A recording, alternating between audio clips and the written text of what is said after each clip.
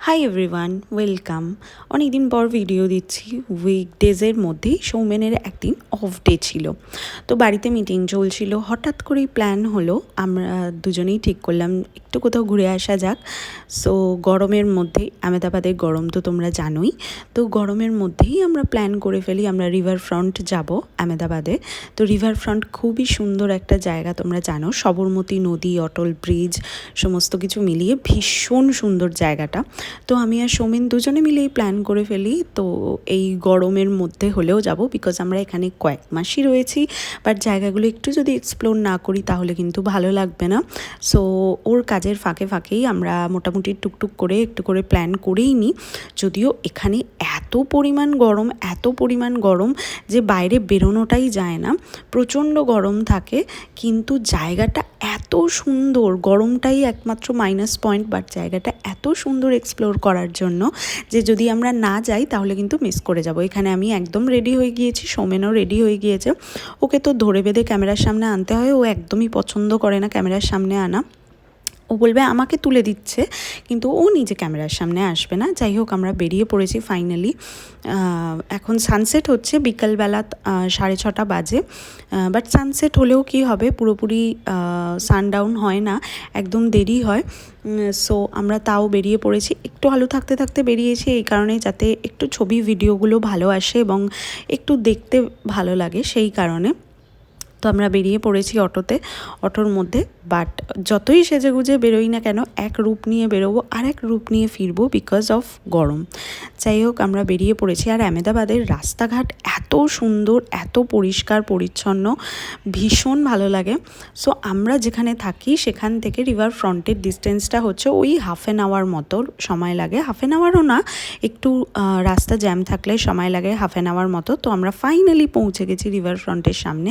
তোমরা দেখতে পাচ্ছ রিভার ফ্রন্ট ওয়াটার পার্ক, এত সুন্দর, ভীষণ সুন্দর। আর এই হচ্ছে ফেমাস অটল ব্রিজ, যেটা অটল বিহারী বাজপেয়ীর নামে করা রয়েছে। সো অলরেডি আমি ঘামতে শুরু করে দিয়েছি গরমের মধ্যে। তো উইকডেজ ছিল, কিন্তু তাও এখানে ভিড় ছিল। ভিড় মানে ভালোই লোকজন ছিল, খুব ভিড় ছিল না, বাট উইকেন্ড হলে তো আরোই ভিড় হয়। তোমরা দেখো, এখান থেকে সবরমতী নদী আর অটল ব্রিজটা দেখতে এত সুন্দর লাগছে, ভীষণ ফটোজেনিক এটা। আর এত সুন্দর লাগছে, এখানটা দাঁড়িয়ে সবাই ফটো তুলছিল। আমরা হেঁটে হেঁটে যাচ্ছিলাম। এখানে সবরমতী নদীতে না একটা ক্রুজ রাইড হয়, আমরা ওটা জানার জন্যই যাচ্ছিলাম। বাট আনফর্চুনেটলি ওই দিন মানে ওই সময় ক্রুজ রাইডটা কিন্তু বন্ধ ছিল। সৌমেন ওটা খোঁজ করার জন্য যাচ্ছিল, বাট ক্রুজ রাইডটা একদমই বন্ধ ছিল ওই সময়। যাই হোক, আমরা বেশ খানিকটা টাইম স্পেন্ড করি ওখানটা দাঁড়িয়ে দাঁড়িয়ে। তো বেশ ভাল লাগছিল, দুজনে মিলে এরকম টাইম স্পেন্ড করাটাও খুবই জরুরি।